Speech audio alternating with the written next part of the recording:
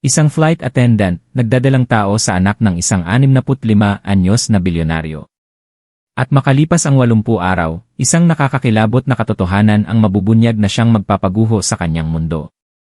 Hindi lahat ay biniyayaan ng swerteng maipanganak sa isang kumpletong pamilya, at lalong hindi lahat ay nananatiling dalisay kapag tinulak na ng tadhana sa mga mapapait na pagpipilian. Si Dalisay, ang babaeng ito, ay isang halimbawa ng ganoong klaseng buhay. Sa edad na 24, si Dalisay ang kaluluwa ng business class sa mga lipad ng tanyag na Maharlika Air.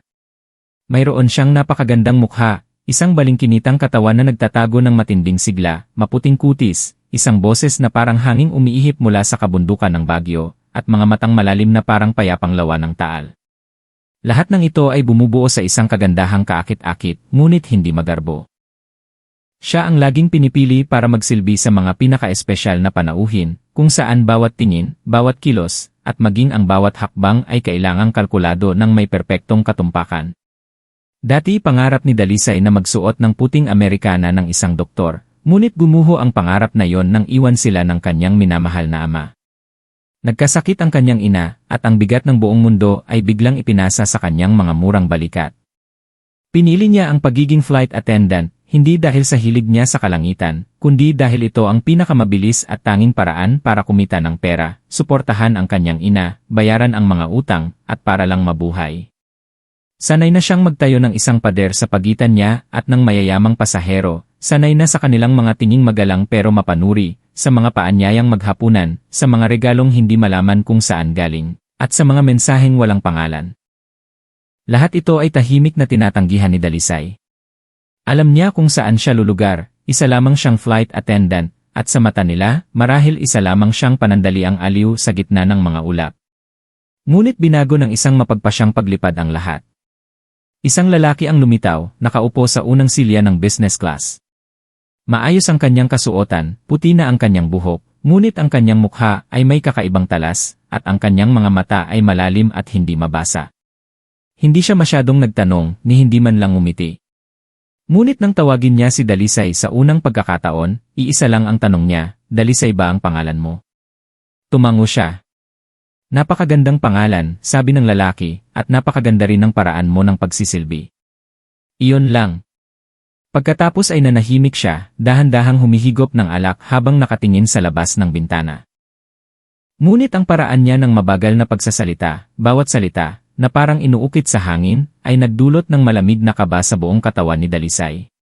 Ang lalaking iyon ay si Don Rizalino, isang kilalang bilyonaryo sa mundo ng pananalapi, isang taong mailap at bihirang magpakita sa publiko, at siya pala ang kanyang pasahero. Tahimik na lumipas ang bayahe.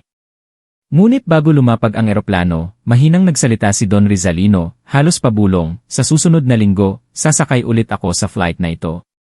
Sana ikaw pa rin. Ngumiti lang si Dalisay bilang pakikisama, ngunit pagdating niya sa hotel, pagbukas niya ng kanyang bag, nanigas siya nang makita ang isang maliit na business card sa panlabas na bulsa. Walang nakakaalam kung paano iyon napunta roon. Isang linya lang ang nakasulat, natatagpuan lang natin ang mga espesyal na bagay kapag naglakas loob tayong huminto sa tamang sandali. Mula sa sandaling iyon, isang hindi nakikitang pinto ang bumukas sa harap ni Dalisay. Hindi niya alam kung saan siya dadalhin nito, ngunit ang puso niya, kahit nanginginig sa takot, ay tahimik na humakbang pasulong. Hindi niya alam na makalipas ang 80 araw, hihilingin niyang sana'y hindi na lang niya sinagot ang mapagpasyang tanong na yon, opo, Dalisay po ang pangalan ko. Inakala ni Dalisay na lahat ay magtatapos sa mga tingin na yon, sa misteryosong business card, at sa ilang magagalang na salita. Ngunit isang linggo pagkatapos, sa parehong flight, muling lumitaw si Don Rizalino. Suot pa rin ang kanyang eleganteng kulay abong suit at kumikinang na gintong relo, ngunit ang tingin niya sa kanya ngayon ay may kakaibang pagkakilala, hindi na isang malamig na pagsusuri kundi isang tahimik na pag-aabang. Hindi siya gaanong nagsalita, paminsan-minsan lang tumatango kapag inaabutan ng tubig, ngunit sa tuwing yumuyuko siya para magbigay galang, ang kanyang mga mata ay nananatili sa kanya ng mas matagal kaysa sa kinakailangan. Sa pagtatapos ng flight, habang paalis na ang mga pasahero, mahina niyang sinabi, may iniwan akong maliit na regalo para sa iyo, huwag kang mag-alala. Binuksan ni Dalisay ang compartment sa itaas ng kanyang upuan, at sa loob ay may isang maliit na kahon at isang card. Isang linya lang ang nakasulat sa card, umaasa pa rin akong makasama ka sa hapunan. Walang obligasyon, walang inaasahan, isang maayos na hapunan lang. Kung papayag ka, tawagan mo ako. Kung hindi, hindi na kita gagambalain. Dinala ni Dalisay ang kahon sa kanyang hotel room. Pagbukas niya, isang limited edition na pabango ang laman, kasama ang isa pang card na may address ng isang napakagarang restaurant sa puso ng Makati. Tinitigan niya ito na parang may matinding labanan sa pagitan ng kanyang isip at isang mapanganib na kuryosidad. Hindi si Dalisay isang inosenteng babae, naiintindihan niya na ang maayos na hapunan sa mundo ng mga mayayaman ay maaaring mauwi sa mga relasyong walang pangalan, mga hindi nakikitang ugnayan na walang sinumang nangangahas bigkasin. Ngunit dahil sanay na siya sa mga bastos at prangkang paanyaya, ang paanyayang ito na puno ng paggalang ay nagpahirap sa kanyang tumanggi. Pagkatapos ng isang gabing hindi makatulog, nagpa siya si Dalisay na tumawag. Ang hapunan ay naganap sa isang pribadong silid sa rooftop. Mainit ang dilaw na ilaw at ang malamyos na tunog ng piano ay lumaganap sa hangin. Hindi umorder si Don Rizalino, lahat ay nakahanda na, at sa kanyang pagkamangha, lahat ay ayon sa kanyang panlasa, hindi mamantika, hindi maanghang, at isang baso ng light red wine. Inaasahan kong tatawag ka, sabi niya, hindi maitago ang isang ngiting nagtatagumpay. Tiningnan siya ni Dalisay, sa unang pagkakataon ay pinagmasdan niyang mabuti ang lalaking ito. Payat ngunit matipuno ang pangangatawan, matalas ang mga mata, ngunit may tinatagong kawalan, na para bang siya ay walang sawang naghahanap o may nawawalang napakahalagang bagay. Bakit ako? Diretsong tanong ni Dalisay. Dahil hindi ka katulad nila. Sila ang mga kabataan ngayon. Masyado silang maingay, masyadong madaling basahin. Pero ikaw, taglay mo ang katahimikan. Isang napakahalagang sandata. Hindi alam ni Dalisay kung iyon ay isang papuri o isang babala. Wala akong anumang espesyal para pag-aksayahan mo ng panahon. Kung gayon, hayaan mong ako ang magpasya kung ang oras ko ay sulit o hindi, humigop siya ng alak, hindi inaalis ang tingin sa kanya. Naging perpekto ang pagtatapos ng gabi. Inihatid siya ni Don Rizalino hanggang sa sasakyan, pinagbuksan siya ng pinto, tulad ng isang tunay na maginoo, walang anumang paghipo, walang pangalawang paanyaya. Ngunit habang umaandar ang sasakyan, tumingin si Dalisay sa rearview mirror, at nandoon pa rin siya, tahimik na nakatanaw. Hindi niya alam kung natatakot siya o kung nakakaramdam ng kawalan. Ilang araw pagkatapos, dumating ang pangalawang bouquet ng bulaklak. Sa pagkakataong ito, walang regalo, walang paanyaya, isang sulat kamay na mensahe lang, kung ang una ay aksidente, ang pangalawa ay pagpili. Hawak ni Dalisay ang bulaklak habang nakatayo sa harap ng salamin. Hindi sinasadyang napahawak siya sa kanyang tiyan, at ang kanyang puso, sa hindi malamang dahilan, ay bumilis ang tibok. Pagkatapos ng unang hapunan, inakala ni Dalisay na doon na magtatapos ang lahat. Akala niya, si Don Rizalino ay tulad din ng ibang matatagumpay na lalaki, susubok manligaw at kapag hindi pinansin ay maglalaho na lang. Ngunit hindi siya naglaho at hindi rin siya masyadong mapilit. Tahimik lang siyang nagparamdam, hindi na sa pamamagitan ng mga bulaklak o paanyaya, kundi sa pamamagitan ng mga kalkuladong pagpapakita, sa parehong ruta ng flight, sa parehong beyahe, at maging sa parehong upuan. Ilang linggo pagkatapos, dumating siya sa business class na may dalang maliit na regalo, isang antigong fountain pen, uri ng panulat na kinokolekta at hindi ginagamit sa pagsusulat. Nang iabot ni Dalisay ang tuwalya, mahina niyang sinabi, narinig ko na mahilig kang magsulat sa diary gamit ang tinta. Natigilan si Dalisay, muntik nang mahulog ang tuwalya sa kanyang kamay. Ang maliit na sikretong iyon ay ibinahagi lang niya sa isang matalik na kaibigan na nag-resign na noong nakaraang taon. Hindi niya alam kung paano tutugon. Walang dapat ikatakot, ngunit ang pakiramdam na nababasa ang bawat sulok ng kanyang isipan ay parang may hindi nakikitang kamay na pumipiga sa kanyang dibdib. Noong gabing iyon, muling nagpadala ng mensahe si Don Rizalino, huwag kang matakot, hindi kita sinusubaybayan. Nag-aalala lang ako. Nag-aalala. Ano ang aalalahanin ng isang 65 anyos na lalaki sa isang babaeng walang kapangyarihan o katanyagan? Nagsimulang magduda si Dalisay. Ngunit sa tuwing susubukan niyang lumayo, palagi siyang dumarating sa tamang oras at sa tamang paraan.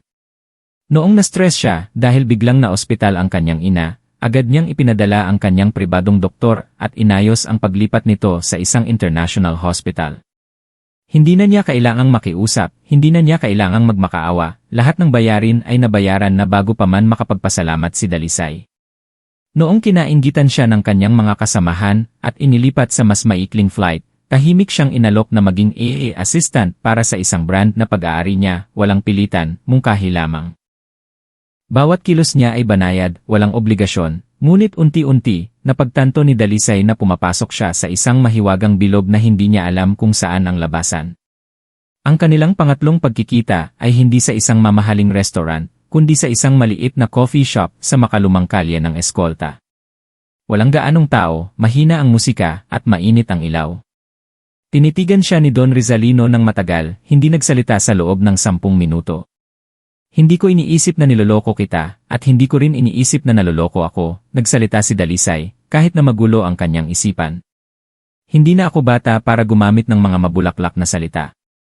At hindi na rin ako inosente para maniwala sa mga fairy tale na pag-ibig. Paano kung ang gusto ko lang ay isang relasyon na hindi kailangang pangalanan? Bahagyang umiti si Dalisay, isang pilit ng ngiti. Kung hindi mo kailangan ng titulo, hindi ko rin kailangan ng ilusyon. Pero pakiusap, huwag mo itong pangalanan ng mga salitang nagpapanggap na moral. Nagsimula silang magkita ng mas madalas, palihim, laging nasa oras, at hindi magarbo. Walang sinuman sa airline ang naghinala, walang kaibigan ang nakakaalam. Isang lihim na relasyon, parehong totoo at malabo. Hindi mahal ni Dalisay si Don Rizalino, o iyon ang akala niya. Ngunit nahumaling siya sa kanyang katahimikan, sa paraan niya ng pag-aalaga ng hindi nagtatanong, at sa paraan niya na iparamdam sa kanya na siya ay pinili. Ang problema lang, noong akala niya ay payapa na ang lahat, bumagsak ang isang malaking dagok ng tadhana. Isang umaga, nahilo si Dalisay pagkababa niya sa kama. Akala niya ay dahil lang sa kulang sa tulog, ngunit nang maulit ang sintomas sa loob ng ilang araw, kasama ang pakiramdam ng pagduduwal, isang nakakatakot na hinala ang biglang sumagi sa kanyang isipan. Huminto si Dalisay sa harap ng isang botika at bumili ng pregnancy test kit. At nang makita niya ang dalawang malinaw na pulang linya sa kanyang nanginginig na palad, ang buong mundo sa ilalim ng kanyang mga paa ay tila gumuho at nadurog. Nakatayo si Dalisay sa banyo, nanginginig ang kamay habang hawak ang pregnancy test. Dalawang pulang linya, malinaw, hindi malabo, hindi mapagkakaila. Sinubukan niya ulit gamit ang pangalawa, pareho pa rin ang resulta. Walang salitang makapaglalarawan sa nararamdaman niya noon, hindi ito pagkabigla, hindi rin takot, kundi isang walang hanggang kawalan. Nakatayo si Dalisay ng matagal, tapos bigla na lang siyang umiyak. Hindi ito isang humahagulgol na iyak, kundi mga tahimik na luha ng kawalan ng pag-asa, dumadaloy sa kanyang mga pisngi, parang isang ilog sa ilalim ng lupa na sa wakas ay nakahanap ng labasan. Hinding-hindi siya naging handa para dito, hindi niya kailanman inisip na magiging ina, lalo na ang maging ina ng isang anak na hindi niya alam kung ano ang itatawag sa ama. Tinawagan niya si Don Rizalino, ang unang pagkakataon na siya ang nag-una. Kailangan kitang makausap agad. Hindi malakas ang kanyang boses ngunit puno ng determinasyon. Hindi siya nagtanong ng dahilan, sinabi lang niya na susunduin siya ng driver sa loob ng 1 oras. Palagi siyang may paraan para maging maayos ang lahat, kahit ang mga pinakagulong sitwasyon. Nakaupo si Dalisay sa tapat niya sa marangyang sala, napapalibutan ng kahoy na pader at mainit na dilaw na ilaw. Hindi siya nagpaligoy-ligoy, buntis ako. Tinignan siya ni Don Rizalino ng ilang segundo, hindi kumunot ang noo, hindi inalis ang kamay sa tasa ng tsaa, at marahang tumango lang. Sigurado ka ba? Sinubukan ko ng 2 beses. Bumabalot ang katahimikan sa buong silid. Ang tunog ng orasan sa dingding ay parang mga martilyong pumupukpok sa dibdib ni Dalisay. Pagkatapos ay ibinaba niya ang tasa, sumandal sa upuan, at tiningnan siya ng may nakakatakot na kalamigan. Ako na ang bahala sa lahat. Hindi mo kailangang mag-alala sa kahit ano. May ibang inaasahan si Dalisay. Kaunting galit, isang tapat na pagtatanong, isang emosyon na mas malinaw. Pero wala, ganoon pa rin siya, tahimik at nakakakilabot sa lamig. Anong ibig mong sabihin? Ang ibig sabihin, may responsibilidad ako. Hindi ka mag-aalala tungkol sa pera o sa panganganak. Magbakasyon ka muna sa trabaho. Ayusin ko ang iyong titirhan, doktor, at lahat ng kailangan mo. At ang relasyon natin. Nanahimik siya, iyon ang unang pagkakataon na hindi siya agad nakasagot. Pagkatapos ay dahan-dahan siyang nagsalita, hindi ko inakala na aabot sa ganito. Hindi ko tinatakbuhan ang responsibilidad, pero alam mong hindi ko maaaring isapubliko ang lahat. Bata ka pa, dapat mong mabuhay ang buhay mo. Tutulungan kita, pero hindi ko maibibigay sa iyo ang inaasahan mo kung iyon ay isang pamilya. Ang mga salitang iyon ay parang isang malakas na sampal sa mukha ni Dalisay. Hindi siya nangangarap, pero nang marinig mula mismo sa kanya na ang anak na ito ay walang lugar sa kanyang totoong buhay, nakaramdam pa rin siya ng sakit na halos hindi siya makahinga. Ang bata ay isisilang sa isang relasyong walang pangalan. Magiging ligtas siya at hindi ka mapapabayaan. Pangako ko yan. Noong gabing iyon, nakaupo si Dalisay sa kanyang maliit na apartment, pinagmamasdan ang ilaw ng kalye na tumatama sa bintana. Ang kanyang kamay ay nakapatong sa kanyang tiyan. Hindi na siya umiiyak, ngunit sobrang sakit ng kanyang puso na hindi siya makatulog. Sa isang banda, maaari siyang sumuko, manahimik, tanggapin ang pera at hayaang malibing ang lahat sa dilim. Ngunit sa kabilang banda, sa kaibuturan niya, alam niya na kapag may nabuo ng buhay, wala nang simple. Hindi na ito isang laro ng kapangyarihan. Nagdadala siya ng buhay, at iyon ang nagpasimulang magdulot sa kanya ng takot. Hindi takot kay Don Rizalino, hindi takot sa hinaharap, kundi takot sa sarili niyang hindi magkakaroon ng sapat na tapang para panindigan ang batang ito. 3 araw matapos ang malamig na pag-uusap na iyon, nakatanggap si Dalisay ng isang hindi pamilyar na address. Isang magalang na lalaki, na nagpakilalang assistant ni Don Rizalino, ang nakipagkita sa kanya. Walang pilitan, walang pagtatanong, marahan lang niyang ibinigay sa kanya ang susi ng isang marangyang apartment sa isang pribadong lugar, kung saan tahimik, ligtas, at maginhawa para sa pag-aalaga ng isang batang ina. Nag-alinlangan si Dalisay, ngunit sa huli ay pumunta pa rin siya. Ang apartment ay nasa isang kompleks na may 24 paghahati-7 na bantay, may luntiang hardin, malinaw na swimming pool, pribadong elevator, at mga kamera sa bawat sulok. Nasa 16 na floor ang unit, may malalaking salaming bintana na nakatanaw sa magandang ilog Pasig, may mataas na kalidad na mga muebles na gawa sa kahoy, at lahat ng gamit ay bago.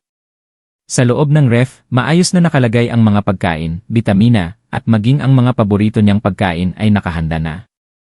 Ang una niyang naramdaman ay pagkamangha, pagkatapos ay pagkasakal. Naglakad si Dalisay sa bawat sulok ng kwarto, lahat ay perpekto, ngunit hindi niya naramdaman ang init ng isang tahanan. Para siyang naligaw sa isang ginintuang hawla na napakaganda ang pagkakagawa, nakakasakal sa ganda, isang lugar kung saan ang mga tao ay dumarating lang para umalis, hindi para manirahan. Sinubukan niyang buksan ang pinto, hindi ito nakalock, ngunit sa labas ng hallway, 3 security guard ang laging yumuyuko sa kanya nang may nakakakilabot na pagdalang. Nagsimula niyang mapagtanto na siya ay imalaya sa loob ng isang itinakdang lugar. Tinawagan niya ang kanyang ina, ngunit hindi ito makontak. Nag-text siya sa kanyang matalik na kaibigan, walang tugon. Ang kanyang mga social media account ay pinadelete para mapanatili ang ganap na privacy. Nagpadala ng mensahe si Don Rizalino. Patawad sa pagkontrol na ito, pero alam mo naman, kapag lumabas ang balitang ito, mas magiging magulo ang lahat. Kailangan mong maprotektahan at ganoon din ang bata. Hindi sumagot si Dalisay. Alam niyang iyon ay isang maingat na isinulat na pag-alo, ngunit sa katotohanan, ito ay isang kontrol na hindi na kailangang itago. Noong gabing iyon, binuksan ni Dalisay ang isang drawer. Sa loob ay isang teleponong walang insen, na may 3 nakaprogram na numero, ang pribadong doktor, ang kasambahay, at ang assistant ni Don Rizalino. Wala nang iba. Sinubukan niyang tawagan ang numero ng kanyang ina, ngunit hindi ito makontak. Lumabas siya sa balkonahe, tiningnan ang kumikinang na syudad sa malayo, at naramdaman niyang para siyang lumulutang sa hangin, nakakulong sa isang marangyang kahon, na nakalock mula sa labas ng mga magagalang ngunit kahina-hinalang mga mata. 1 linggo pagkatapos, dumating ang doktor para mag-check up. Isa siyang babaeng nasa 40 pula, napakabait at maalaga, ngunit palagi niyang iniiwasan ang mga personal na tanong ni Dalisay. Lahat ng impormasyon ay maingat na isinusulat at inire-report, hindi malinaw kung saan ipinapadala. Lalong naramdaman ni Dalisay na para siyang isang high-end maternity project kaysa isang tunay na ina.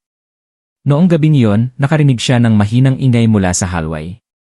Hindi malakas, ngunit sapat para mapabangon siya.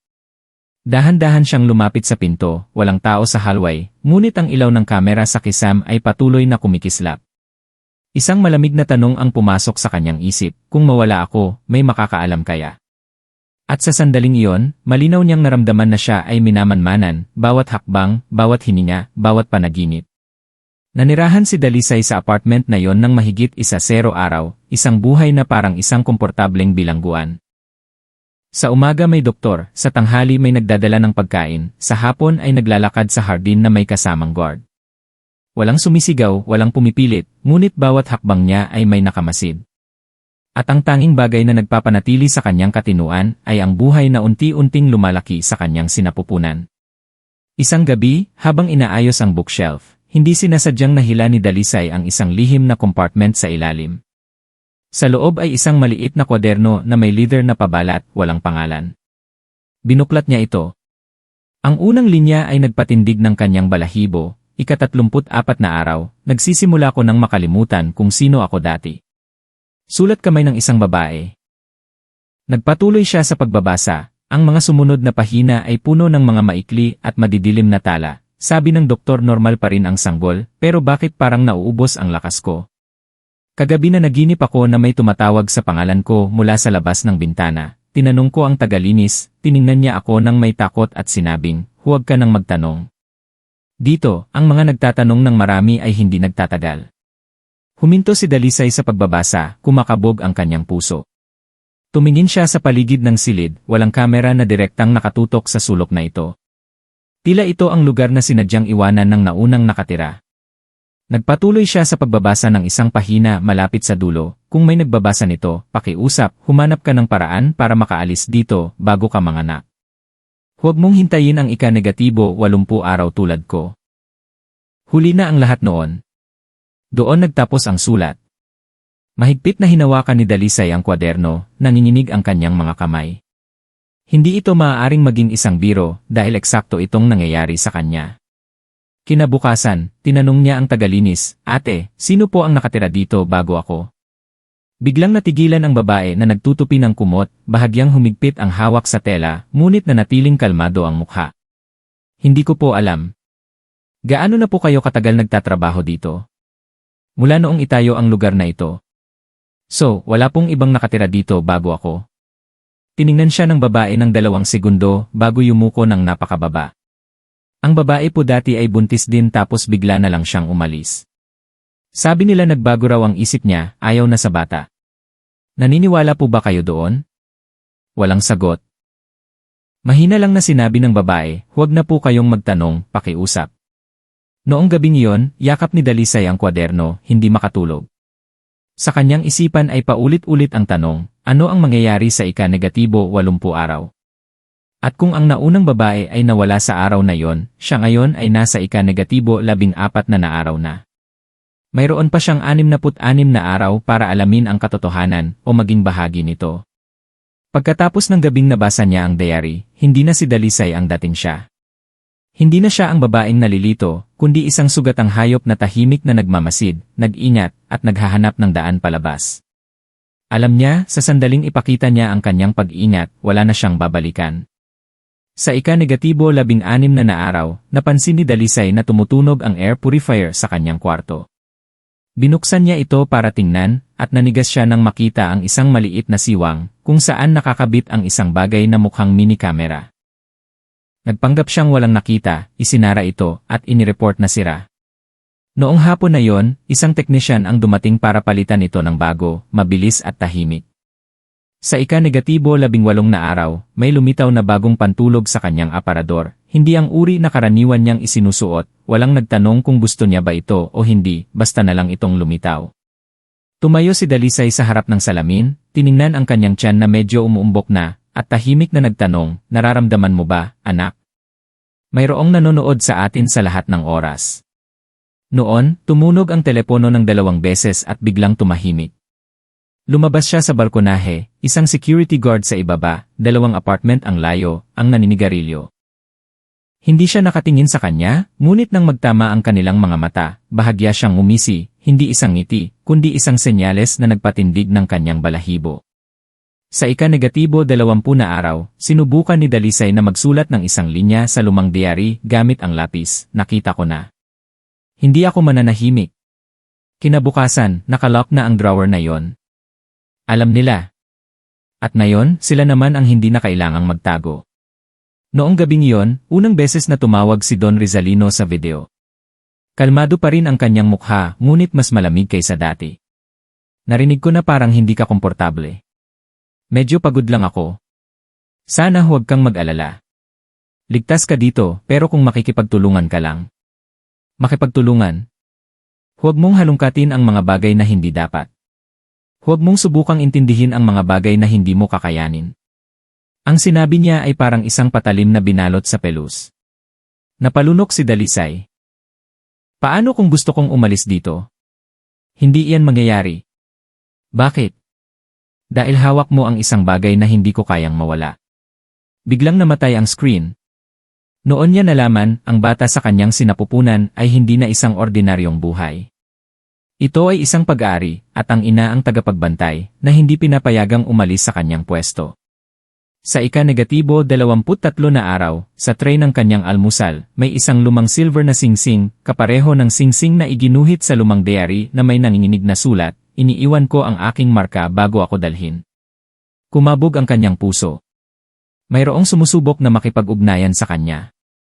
Nag-antay siya hanggang halos alas 2 ng umaga, at dahan-dahang sinilip ang hallway. Sakto, bahagyang bumukas ang pinto ng katabing apartment, isang kamay ang lumabas, naghulog ng isang maliit na papel sa sahig, at agad na bumalik sa loob. Pinigil ni Dalisay ang kanyang hininga at pinulot ito. Pagbukas, isang linya lang ang nakasulat, ako si Luz. Kung nababasa mo ito, hindi ka ang una, pero maaaring ikaw na ang huli kung hindi ka alis bago ang ika-12 linggo. Luz. Hindi pamilyar kay Dalisay ang pangalan, ngunit kung siya ay dating narito, nabuntis, at dinala palayo, ibig sabihin ay buhay pa siya. Sa ika-24 na araw, nagpanggap si Dalisay na nahulog ang kanyang telepono malapit sa pinto ng katabing unit. Habang yumuyuko, bumulong siya, Luz, ikaw ba yan? Walang sumagot. Pero noong hapon na yon, pagbukas niya ng tray ng pagkain, may nakita siyang malabong sulat sa ilalim nito, hindi maniniwala ang pulisya. May mga tao sila kahit saan. Kailangan ng buhay na ebidensya. Buhay na ebidensya. Naintindihan ni Dalisay, kung gusto niyang makatakas, kailangan niya ng higit pa sa hinala. Noong gabing iyon, sa unang pagkakataon sa loob ng maraming linggo, nagsulat siya sa isang bagong kwaderno, ang pangalan ko ay Dalisay. Kung may makakabasa ng diary na ito pagkatapos ko, alamin niyong sinubukan ko. Hindi ko hahayaang mawala ako.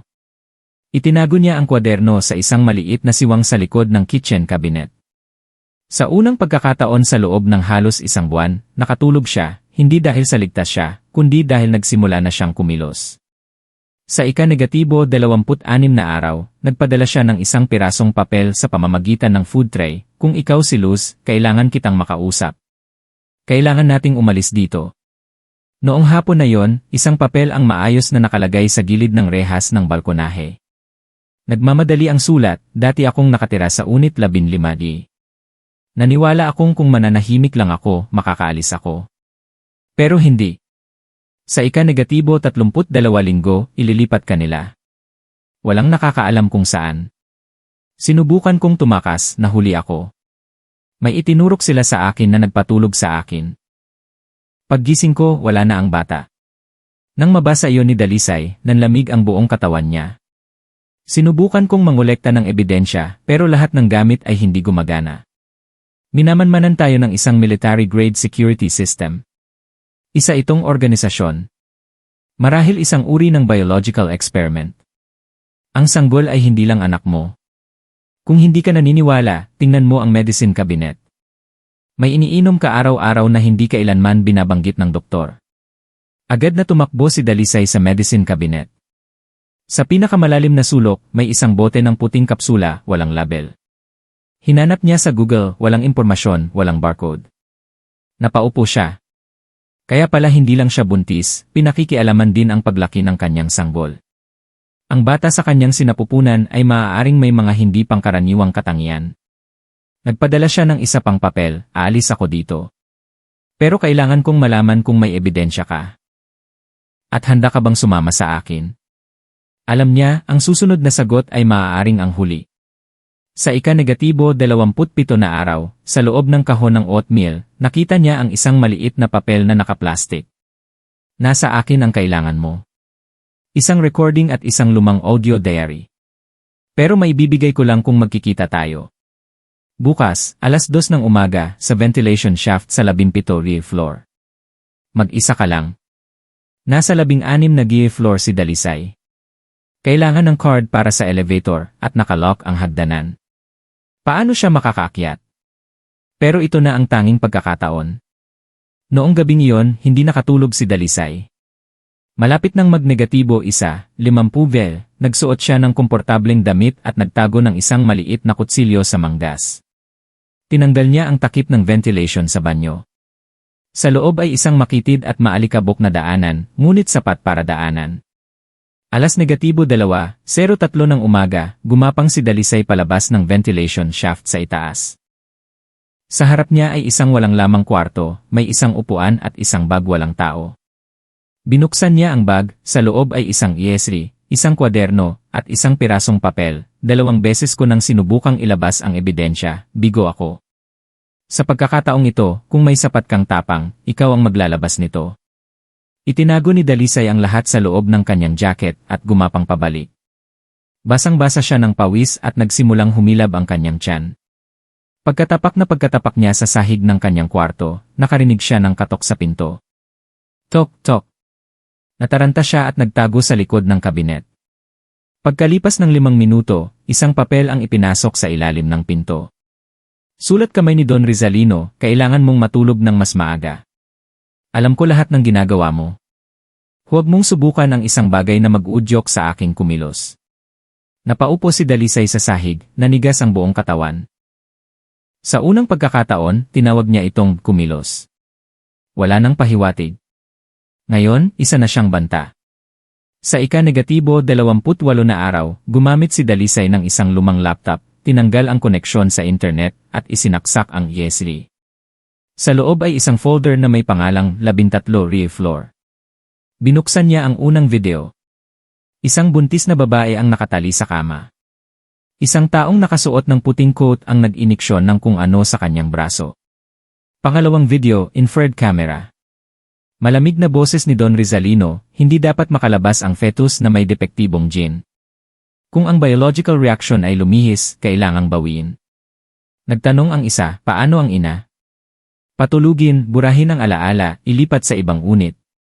Nanghina ang mga kamay at paa ni Dalisay. Pinilit niyang panoorin ang pangatlong video. Isang ultrasound. Kakaiba ang paggalaw ng fetus, tila lumingon ito, dumilat, at direktang tumingin sa kamera. Napasigaw si Dalisay at itinapon ang earphones. May mali sa bata. Binuksan niya ang audio file. Boses ni Luz, puno ng kawalan ng pag-asa, hindi ko alam kung anong ginagawa nila, pero narinig ko silang pinag-uusapan ang Genetic Restoration Project. Pumipili sila ng mga bata at malusog na babae na walang gaanong ugnayan sa lipunan. Gumagamit sila ng paraan ng pagbubuntis at sinusubaybayan ang reaksyon ng fetus kapag isinama sa binagong genes. Nakita ko minsan ang isang fetus na gumalaw ng napakaaga, parang may kamalayan. Paggising ko mula sa anesthesia, isang bagay lang ang sinabi ng doktor, wala nang dapat ipag-alala sa loob mo. Hindi na nakayanang makinig ni Dalisay. Nagsuka siya sa sahig. Bago mag-umaga, binuksan niya ang recorder at nag-record ng bagong audio. Kung may makahanap ng FSG na ito pagkatapos ko, alamin niyong ang batang ito ay resulta ng isang eksperimento. Ako si Dalisay. Hindi ko alam kung makakatakas ako, pero susubukan ko. Dahil ako ang ina niya. Ika-32 na araw. Nakakabinging katahimikan buong araw. Walang text, walang tawag. Pagsapit ng gabi, tumunog ang telepono. Ang delivery boy noon. Bumulong siya sa loob ng 7 segundo, alam nilang tinulungan kita. Sinusundan nila ako. Kailangan mong gumawa ng paraan, kung hindi, hindi ako abutin ng umaga. At ibinaba ang telepono. Nataranta si Dalisay. Kung mahuli siya, lahat ay mabubura. Gumamit siya ng isang lumang backup na telepono at nag-type ng mensahe na nagtuturo ng daan palabas sa isang construction exit. Naghintay siya hanggang 3:00 ng umaga, binuksan ang signal at pinindot ang send. Agad-agad namatay ang ilaw sa kwarto. Nagdilim ang buong apartment. Tumunog ang alarma. Natuklasan na nila. Kinabukasan, isang hindi kilalang babae ang lumitaw, nagpakilalang isang psychologist. Nagtanong siya, naramdaman mo na ba na may mali sa iyong pagbubuntis? Ang tanong ay hindi para alamin ang kanyang kalusugan, kundi para subukan ang kanyang isip. Bago umalis, marahan niyang sinabi, minsan, ang pagsasakripisyo ng isang bahagi ay nakapagliligtas sa kabuuan. Isipin mo ang kapakanan niyong mag-ina. Iyon ay isang banta na binalot sa seda. Alam ni Dalisay, tatakas siya o ililipat siya tulad ni Luz. Makalipas ang 1 minuto, nakatanggap siya ng text, nakatakas na ako, salamat sayo. Nasa tamang tao na ang data. Iniimbestigahan na nila.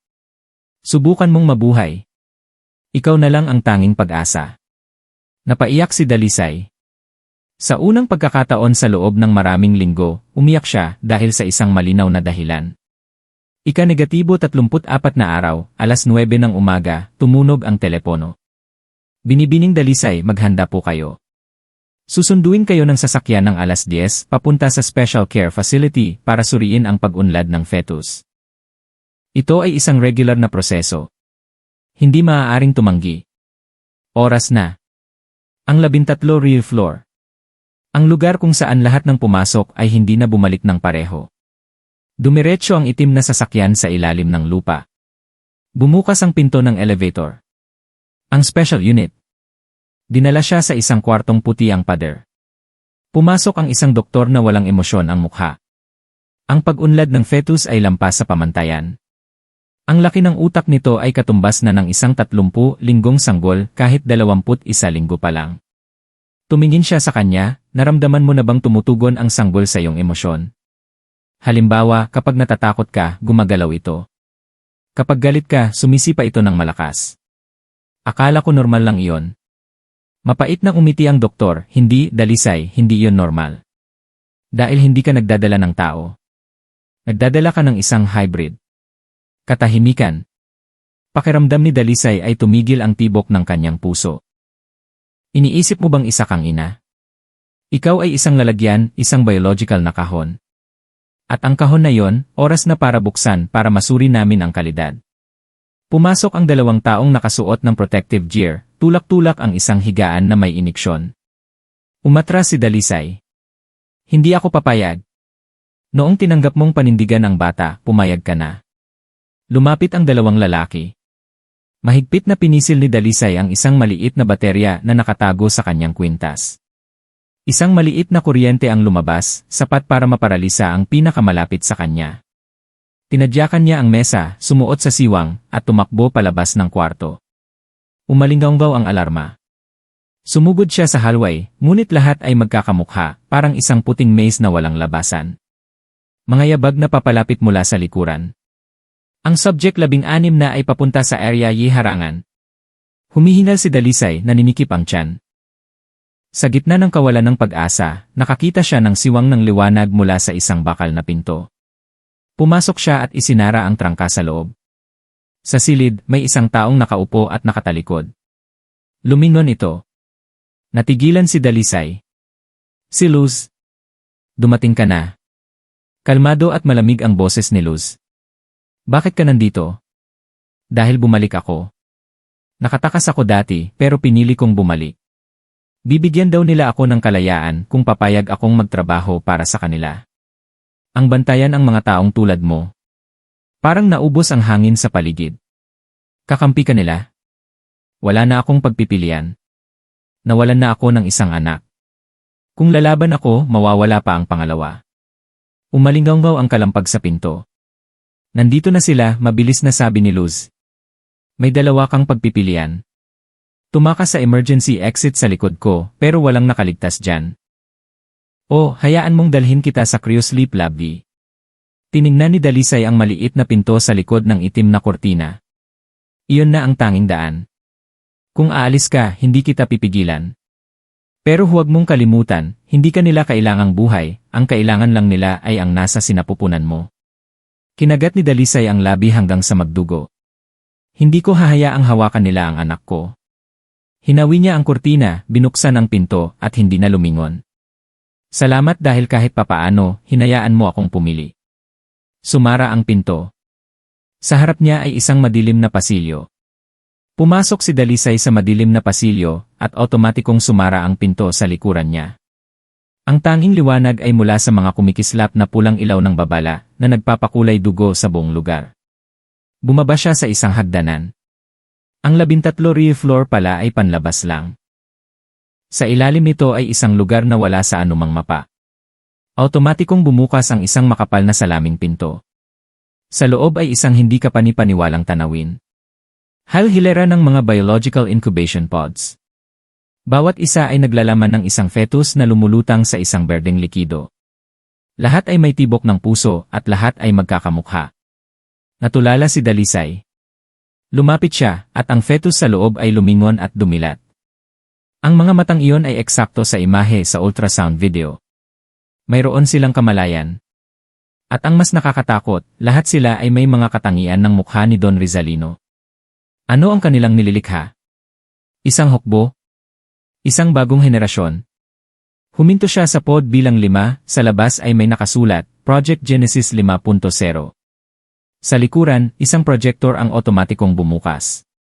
Lumitaw ang imahe ni Don Rizalino.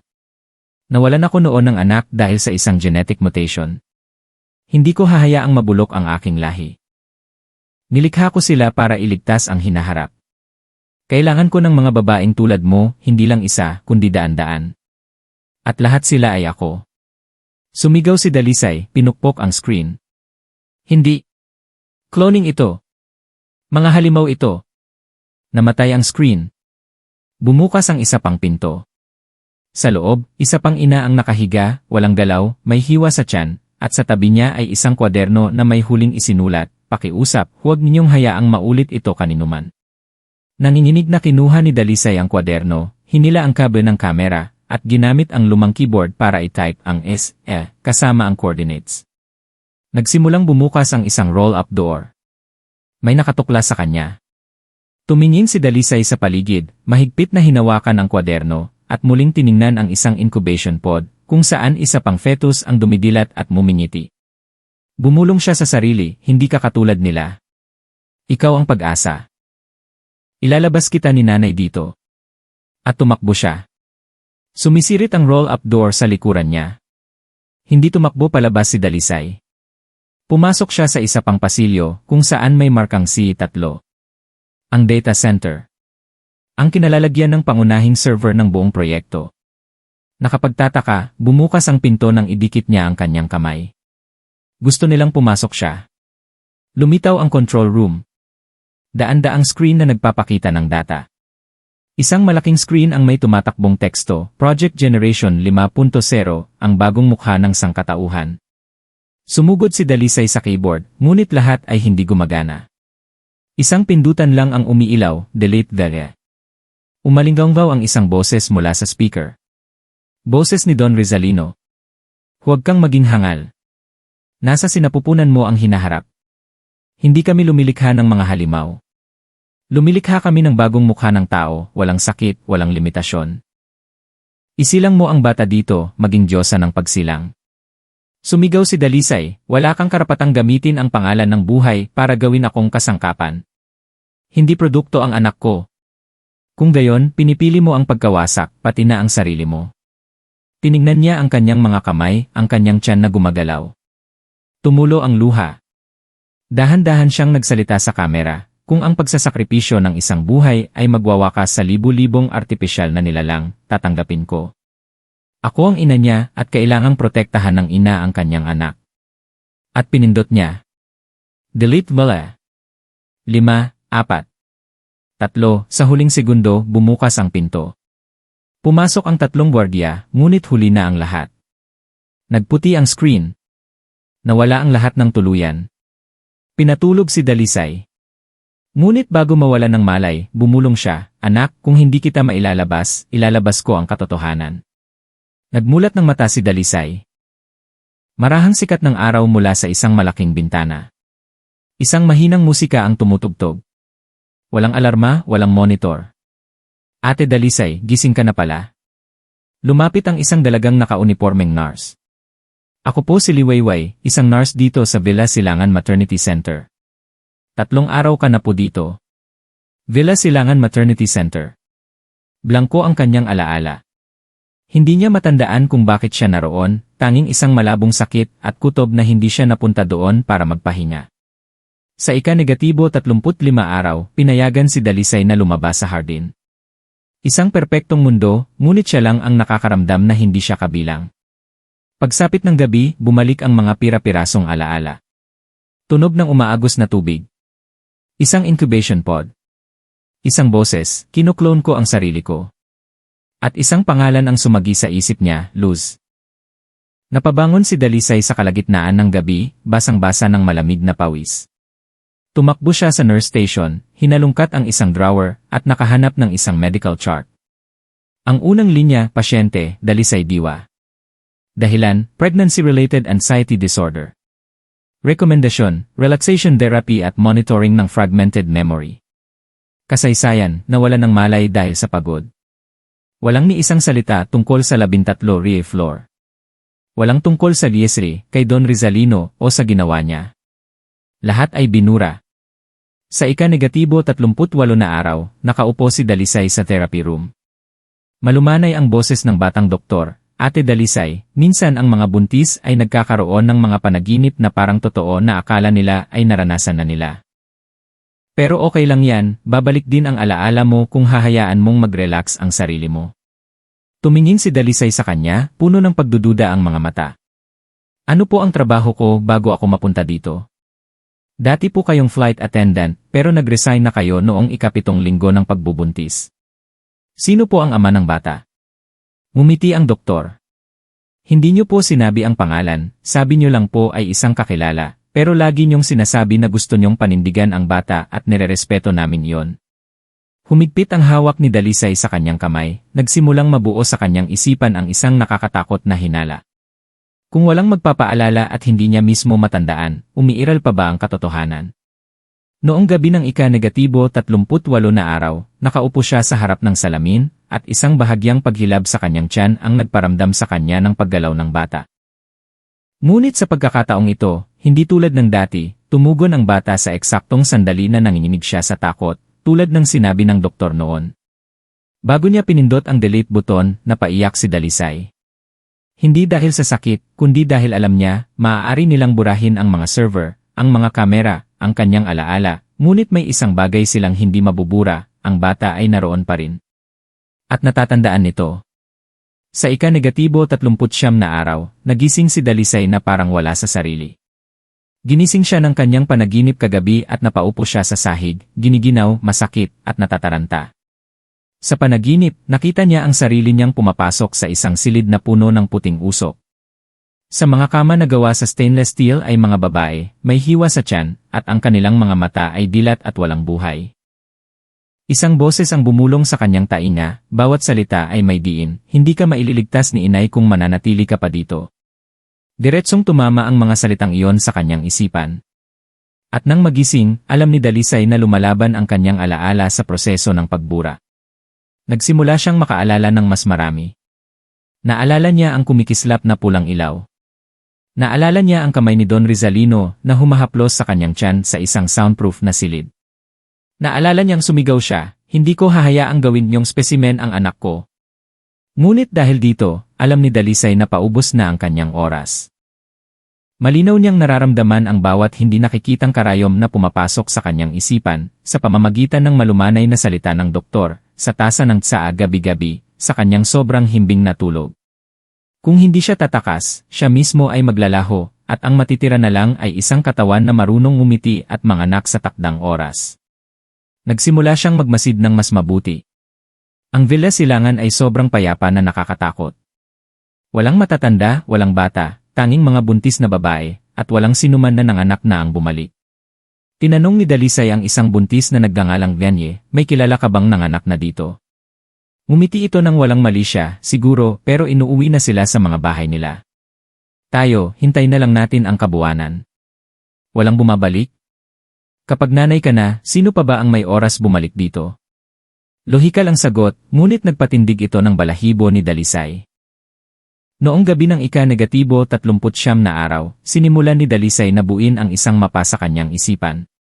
Naalala niya ang lokasyon ng nurse station, ang oras ng palitan ng shift, 2:00 ng umaga, at ang emergency exit sa dulo ng pasilyo ng Area C, kung saan may maliit na nakasulat na gagamitin lang sa emergency at tutunog ang alarma kung bubuksan sa maling oras. Napansin niya na mula 2 oras hanggang 2 oras 15 minuto ng umaga, pinapatay ang signal ng alarma para sa system check. 15 minuto ang tanging pagkakataon. Sinubukan niyang buksan ang takip ng ventilation fan sa banyo. Papunta ito sa bubong, ngunit ang labasan ay hinangin na ng bakal. Hindi makakadaan. Kaya't ang tanging paraan ay dumaan sa pangunahing pinto ng Area C. Nagtago si Dalisay ng ilang kailanganing gamit, isang matigas na alambre, isang teleponong walang insen, at isang relong may mahinang radio transmitter na kinuha niya mula sa isang heart monitor. Iyon lang ang meron siya. 2:00 ng umaga sa ika-40 na araw, dahan-dahang lumabas si Dalisay sa kanyang kwarto. Sa ilalim ng kanyang pantulog ay nakasuot siya ng sports pants. Tahimik siyang naglakad sa pasilyo, iniiwasan ang ilaw ng kamera. Pagdating niya malapit sa pinto ng Area C, isang ilaw ang kumikislap na pula. Idinikit niya ang tenga sa pinto, walang ingay ng tao. Kinuha niya ang alambre, ipinasok sa siwang ng magnetic lock, at bahagyang pinihit. Click! Bumukas ang pinto, walang alarma, tulad ng kanyang plano. Lumabas siya at nagtago sa dilim. Isang malamig na hangin ang umihip, ngunit bago pa siya makalayo, may narinig siyang mga yabag at isang boses, "Dalisay, bumalik ka." Ang psychologist pala, wala na ang ngiti, wala na ang puting coat, isang lalaki na lang na may madilim na mga mata. Akala mo matalino ka, pero hindi mo alam na dinadala mo sa iyong sinapupunan ang nag-iisang natitirang bersyon ng proyekto. Humigpit ang kamao ni Dalisay, putol-putol ang kanyang hininga. Ang nasa sinapupunan niya ay hindi lang isang anak, ito ang orihinal na kopya, ang huling kopya, at gagawin nila ang lahat para makuha ito. Itinaas ng lalaki ang kanyang kamay, "Bumalik ka sa kwarto, kung hindi ay may mamamatay. Hindi ikaw, kundi ang mga taong tumulong sa iyo noon." Hindi kumurap si Dalisay, nawalan ako ng alaala dati. Pero ngayon hindi ko na makakalimutan, at hindi na ako babalik. Tumakbo siya. Sa likuran, umalinggaw ang alarma, kumislap ang mga pulang ilaw, at sumigaw ang intercom, babala, ang subject 16 na ay nakatakas mula sa Area C. I-activate ang buong sistema ng paghahanap. Tumakbo si Dalisay sa gitna ng gabi, at sa unang pagkakataon, naramdaman niyang sumisipa ang bata sa kanyang tiyan, kasabay ng bawat hakbang niya. Tumakbo si Dalisay sa mga pasilyong walang pangalan, bawat yapak niya ay umaalinggaw kasabay ng tunog ng sirena at ng matalas na boses mula sa intercom. Ang subject 16 na ay patungo sa basement level administration area. I-activate ang mga security door, huwag hayaang makalabas sa pangunahing gate. Nanlalabo ang kanyang paningin, hindi dahil sa pagod kundi dahil nagsisimula ng mag-react ang kanyang katawan, tumitigas ang kanyang tiyan, at sumasakit ng paulit-ulit. Hindi pa ito labor pero malapit na. Alam niyang kailangan niyang makatakas bago mahuli ang lahat. Umaalinggaw pa rin sa kanyang tainga ang sinabi ng psychologist. Ang nasa sinapupunan niya ang huling kopya, kung wala ito, matatapos ang lahat. Bumaba siya sa emergency na hagdanan, nilagpasan ang 3 basement floor, at nakarating sa lumang administration area, isang abandonadong lugar na may mga sira-sirang pinto at inaamag na pader. Walang kamera sa lugar na ito, walang tao, na para bang binura ito sa internal na mapa. Itinulak niya ang pinto ng records room, umaasang makahanap ng daan palabas.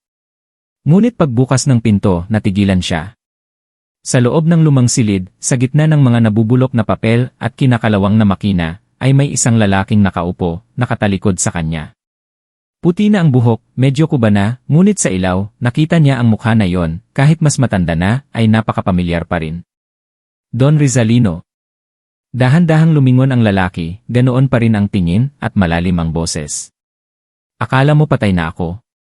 Umatras si Dalisay, kumakabog ang dibdib. Ang EFSC. Ang data. Lahat ay nabura. Nakita kong nasusunog ang control room, puti ang mga screen. Bahagyang umiti si Don Rizalino. Nasunog, pero hindi lahat. Sinira mo ang main system. Pero ang proyekto ay hindi lang may isang data center. Mayroon kaming parallel backups sa 3 iba pang lugar. At higit sa lahat, ang bata sa iyong sinapupunan ang susi para maibalik ang lahat. Nanginginig si Dalisay. Sinusubaybayan mo ako mula pa sa simula. Bago ka pa man magtrabaho sa airline. Ang iyong health records, genetic background, psychological profile. Ikaw ang pinakamagaling na kandidato, at ang unang pagkikita natin sa business class ay ang huling hakbang para sa biological insemination. Kinuyom ni Dalisay ang kanyang mga kamay. So lahat ay plano, pati na ang peking pag-ibig na yon. Hindi pek. Talagang gusto kong isilang mo ang bagong henerasyon, pero pinili mong magtaksil. Katahimikan. Lumapit siya, marahang inilagay ang kamay sa control panel. Lumitaw ang ultrasound image ng fetus sa malaking screen, malinaw, lumingon ito at dumilat. Hindi na siya tao. Siya ang susunod na yugto. Isang hybrid ng human genes at biological intelligence. Kaya niyang matuto habang nasa sinapupunan pa lang, at ikaw lang ang ligtas na makakapag-alaga sa kanya. Bumulong si Dalisay, so kung mamatay ako, titigil ang lahat. Kaya hindi namin yon papayagan. Pero kung papayag kang bumalik para tapusin ang proseso, mabubuhay ka. Ikaw at ang bata ang magiging ninuno ng isang bagong lahi. Inabot niya ang isang maliit na aparato, isang biofeedback loop. Isuot mo ito sa iyong tiyan, magiging stable ang lahat ng iyong vital signs, walang sakit, walang interference. Manganak ka lang. Kinuha ni Dalisay ang aparato, namumula ang mga mata. At pagkatapos kong manganak? Malaya na ba ako? Tiningnan siya ni Don Rizalino, tahimik ang mga mata, ang kalayaan ay wala sa kontrata, Dalisay. Alam mo yan. Natawa siya, isang tawang may halong pait. Alam ko.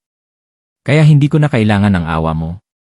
At sa sandaling nawala sa wisyo si Don Rizalino, inihampas ni Dalisay ang aparato sa projector, na nagdulot ng short circuit sa buong system.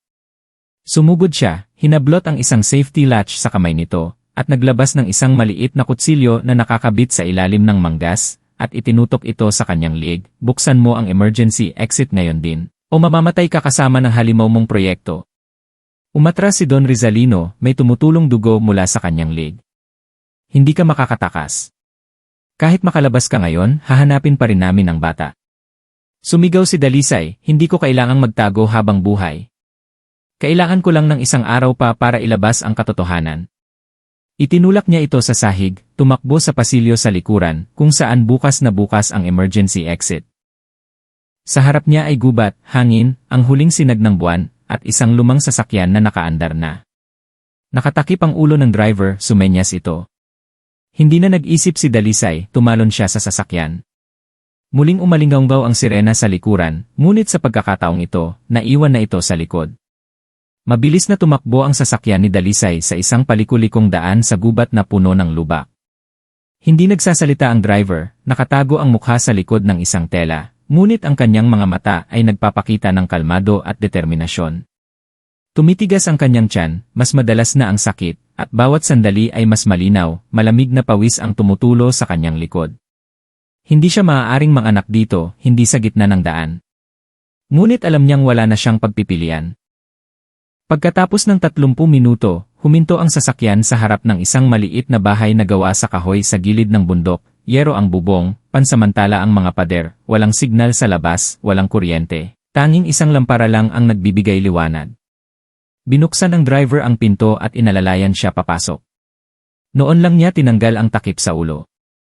Natigilan si Dalisay. Ang delivery boy noon ang nagsabing, sinusundan nila ako, kailangan mong gumawa ng paraan. Akala ko nahuli ka na. Maikli lang niyang sinabi, nakatakas ako sa tamang oras. Ngayon, ikaw naman. Hindi na siya nagtanong pa, wala na siyang lakas. Bumagsak siya sa isang manipis na kutson sa sahig. Dumating ang sakit. Sa pagkakataong ito, totoo na. Malapit nang isilang ang bata. Sa madaling araw, nagsimulang tumulo ang ulan sa yero. Kumikislap ang ilaw ng lampara. Isang iyak ang umalingaw-ngaw, hindi malakas, hindi marahas. Isang mahinang iyak lang, na para bang alam ng batang ito, na hindi siya dapat maging masyadong kapansin-pansin sa mundong ito na puno ng panganib. Kinalong ni Dalisay ang kanyang anak, isang batang lalaki na maputi ang balat, bahagyang nakapikit, at ang maliliit na kamay ay naghahanap ng init ng ina. Umiyak siya, hindi dahil sa sakit, kundi dahil nakaligtas siya. Nakaligtas ang kanyang anak. Hello, anak. Patawarin mo si nanay dahil dinala kita sa mundong ito sa pinakamalupit na paraan. Pero pangako ko, mula ngayon, tayo na lang at ang liwanag. Kinabukasan, iniwan ni Dalisay ang bata sa mga kamay ng driver, na ngayon ay kanyang tanging kakampi. Dalhin mo siya kay Mateo, ang mamamahayag na nag-imbestiga kay Don Rizalino 10 taon na ang nakakaraan. Proprotektahan ka niya. Ako naman, kailangan kong tapusin ang natitira. Bumalik siya sa base na dating maternity center, na ngayon ay mga guho na lamang. Matapos siyang makatakas, sinunog ang pasilidad, walang iniwang bakas. Ngunit bumalik pa rin si Dalisay. Doon, hinukay niya ang isang maliit na metal na kahon na ibinaon niya sa ilalim ng isang puno. Sa loob ay ang kopya ng orihinal na data, na pansamantalang nakasave sa isang micro SD card mula sa relong may mahinang signal. Walang sinuman ang naghinala na ang relong akala nila ay para lang sa radyo ay ang naglalaman ng huling ebidensya. 3 araw pagkatapos, ang buong data ng cloning, ang Project Genesis 5.0, ang listahan ng mga sangkot, at ang mga talaan ng pagkamatay ng mga buntis ay sabay-sabay na lumabas sa 12 malalaking news sites, na yumanig sa buong bansa. Proyekto ng human cloning, ibinulgar, bilyonaryong si Rizalino at lihim na biological organization na bunyag. Mga babae, ginawang sisidlan, ang nakakakilabot na katotohanan sa likod ng mga high-end maternity centers. Isang saksi, isang bata, at ang mga dokumentong nagpatahimik sa buong sistema. Pumasok ang gobyerno at ipinasara ang mga katulad na pasilidad. Naglaho si Don Rizalino, walang nakakaalam kung buhay pa o patay na. Si Dalisay naman, pagkatapos ipadala ang data, ay nawala sa mata ng publiko. 3 taon pagkatapos, isang malinaw na umaga sa kabundukan, isang batang lalaki na mga 3 taong gulang ang tumatakbo sa damuhan, may hawak na bola, at tumatawa. Mula sa malayo, isang babaeng may malaking sombrero at makapal na jacket ang lumapit. Kinalong niya ang bata at bumulong, "Magandang umaga, anak." Ngumiti ang bata at inilagay ang kamay sa dibdib ng ina. Marahang sinabi ni Dalisay, kaya nilang i-clone ang lahat, pero hinding-hindi nila may clone ang pagmamahal. At ikaw ang tanging buhay na pinili kong panatilihin, hindi para pagsilbihan ang isang baliw na pangarap, kundi para maging tao. Hinawakan niya ang kamay ng anak, at naglakad sila patungo sa sumisikat na araw sa likod ng mga bundok. Wala nang makina, wala nang multo ng nakaraan, tanging kalayaan na lang. Minamahal naming mga tagapakinig, ang buhay ni Dalisay, isang babaeng 26 taong gulang pa lamang, ay isang patunay sa isang masakit na katotohanan. Minsan, hindi giyera o kalamidad ang sumisira sa tao, kundi ang kasakiman at ang pagpapanggap na pagliligtas sa sangkatauhan ang pinakamatinding sumisira sa ating pagkatao. Hindi siya isang simpleng biktima. Siya ay isang inang piniling panatilihin ang buhay, ngunit tumangging ipagpalit ang kanyang anak para sa kapakanan ng isang mundong puno ng kalkulasyon at imoralidad. Ang kwento ay hindi lang isang babala tungkol sa mga eksperimento sa ngalan ng pag-unlad, kundi isang paalala rin tungkol sa mga limitasyon ng moralidad, ang manipis na linya sa pagitan ng agham at pagkatao. Hindi pinili ni Dalisay na maging isang bayani, pinili lang niyang maging isang ina. Isang inang naglakas loob na tumayo hindi para sa kanyang sarili, kundi para sa kinabukasan ng isang bata. At tulad ng huling sikat ng araw na tumagos sa mga bundok pagkatapos ng bagyo, ang katotohanan ay sa wakas ay nabunyag din walang kasamaang sapat na malaki upang tuluyang takpan ang liwanag ng buhay, kung mayroon tayong sapat na tapang na magsalita, tumayo at humakbang.